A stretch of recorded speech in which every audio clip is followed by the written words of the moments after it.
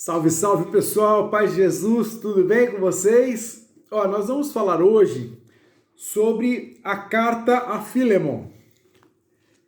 Amanhã, hoje é sábado, amanhã, domingo de Páscoa, nós vamos começar a leitura da carta a Tito. A carta a Tito tem 3 capítulos. A carta a Tito termina, na verdade, o pacote de cartas apostólicas, que é formada pela carta a Tito e pelas cartas 1ª e 2ª cartas a Timóteo. Essas 3 cartas são consideradas, então, cartas apostólicas, porque Paulo escreve para Timóteo e para Tito com a finalidade de instruí-los para cuidar das comunidades. A carta a Filemon é a última das pequenas cartas de Paulo, e logo em seguida a gente já vai começar a leitura do Evangelho de São Lucas, tá? Mas como tem apenas um capítulo a carta a Filemon, eu falei, se eu deixar para gravar a introdução a esta carta e logo em seguida a introdução ao Evangelho de Lucas, vai ficar muito perto uma da outra. Então eu estou passando hoje esta introdução à da carta a Filemon, e mais adiante, daqui 1 ou 2 dias, eu coloco a introdução ao Evangelho de São Lucas, tá bom? Bom, esta carta de apenas um capítulo, ela tem apenas um assunto. A história foi a seguinte: Filemon é um cristão bem-sucedido, possivelmente de posses, que tinha escravos, dentre eles um homem chamado Onésimo. Onésimo era escravo de Filemon. E Onésimo fugiu e acabou parando em Roma.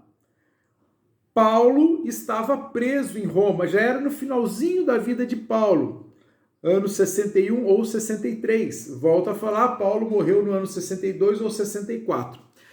E aí Onésimo vai atrás de Paulo. Paulo conversa com ele. Onésimo, então, se converte ao cristianismo. Só que, pela lei da época, Onésimo precisava ser punido por ter fugido do seu dono. E Paulo também seria punido por acolher um fugitivo. Ele seria cúmplice nesse delito de Onésimo. Então Paulo, para fazer a coisa certa, devolve Onésimo para o seu dono, para Filemon. Só que aí que está o bonito da carta. Paulo, ao devolver Onésimo para Filemon, ele escreve a Filemon uma carta antes, fala, estou devolvendo Onésimo, mas eu gostaria que você o recebesse não mais como escravo, mas como irmão. Você perde um escravo e ganha um irmão. E aí, no decorrer da carta, você vai entender, Paulo tenta argumentar e falar que Filemon também deveria algo a Paulo. E por causa dessa suposta dívida, ele pede para que receba Onésimo, não como escravo, mas como um irmão em Cristo. E é muito bonito isso, é muito humano, né? Porque Paulo rompeu com a ideia, do cristianismo, do anúncio da palavra somente aos judeus. Ele rompe com isso e vai evangelizar os pagãos, vai evangelizar os gentios.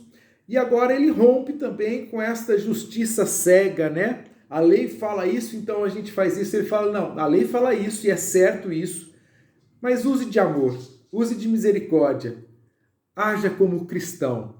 Então é Paulo rompendo mais uma barreira no seu tempo aí. E o interessante é que nessa carta ele fala de alguns personagens, Pessoas que ajudaram na evangelização de algumas comunidades, dentre elas a gente já viu alguns, eu não vou falar, você vai lembrar aqui. E no finalzinho ele fala de Lucas, o evangelista, ele fala de Marcos, de João Marcos, evangelista, ele fala de pessoas importantes que nós já vimos em outras cartas e que nós conhecemos como evangelista. Fica com Deus, Deus abençoe, uma boa leitura, Termine agora os 3 capítulos da carta a Tito, leia depois a carta a Filemon e logo em seguida a gente vai começar então o Evangelho de Lucas. A gente vai retomar o Evangelho, deixar um pouco as cartas de lado, o Evangelho de Lucas, e logo em seguida do Evangelho de Lucas, Atos dos Apóstolos, né? Um novo estilo literário muito interessante. Fica com Deus, Deus abençoe, Santa Páscoa para você!